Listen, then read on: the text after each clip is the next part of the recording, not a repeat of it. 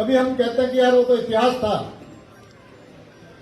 जब तक हम इतिहास को पढ़ेंगे नहीं तब तक हम वर्तमान और भविष्य को तय नहीं कर सकते। हमारे बहुत सारे साथी यहां पर बैठे हुए हैं। 92 से लेकर 2000 तक 8 वर्ष लगभग सभी लोग अपने घर में महीने में 10-5 ही दिन रहते होंगे। चुनाव भी चले, छात्र नेता भी बने, छात्र संघ के चुनाव, सारी चीजें हुई, लेकिन एक मन में जुनून था कि राज्य बनना चाहिए। छात्रों का आंदोलन था कि हमको 27% आरक्षण मिले। वहां से प्रारंभ हुआ ये आंदोलन और धीरे धीरे राज्य आंदोलन में बदल गया। कई लोग अलग अलग संगठनों समितियों के साथ कार्यक्रम करते थे। बहुत सारी समितियां उस टाइम बन गई थी। हम लोग भी अखिल भारतीय विद्यार्थी परिषद के कार्यकर्ता थे, तो हमने भी सभी विद्यार्थियों को जोड़ने के लिए संयुक्त छात्र संघर्ष मोर्चे का गठन कर लिया। उसके कुमाऊं संयोजक होने के नाते मैं भी उसमें काम कर रहा था। बहुत सारे लोग जेल गए, बहुत सारे लोग नहीं गए, कोई कहीं गया, कोई कहीं गया। अभी मैं बैठा हुआ था नीचे, तब मुझे रामलीला ग्राउंड का वो अपना भाषण याद आ रहा था।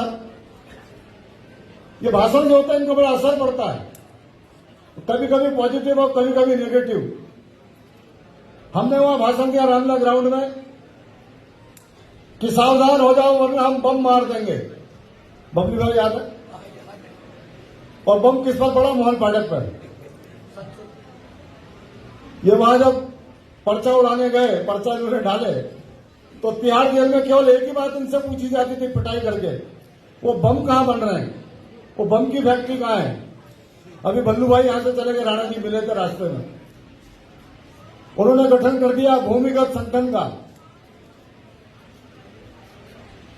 और मजे की बात, बिना विधायक बने मुख्यमंत्री और वित्त मंत्री और सारे मंत्री बन गए थे हम, और हमारी सरकार चलने लगी। और मैं आज इस मंच से कहना चाहता हूं, वैसे कहना नहीं चाहिए, लेकिन जो छासन होती थी ना, फिर वो छासन ही होती थी, फिर और कुछ नहीं होता था। फिर सरकार छासन से ही चलती थी। मुझे आज भी अच्छी तरह याद है, एक बार तिवारी जी 1 घंटा लेट हो गए थे डिग्री कॉलेज में, और शायद सीएम थे उस वक्त।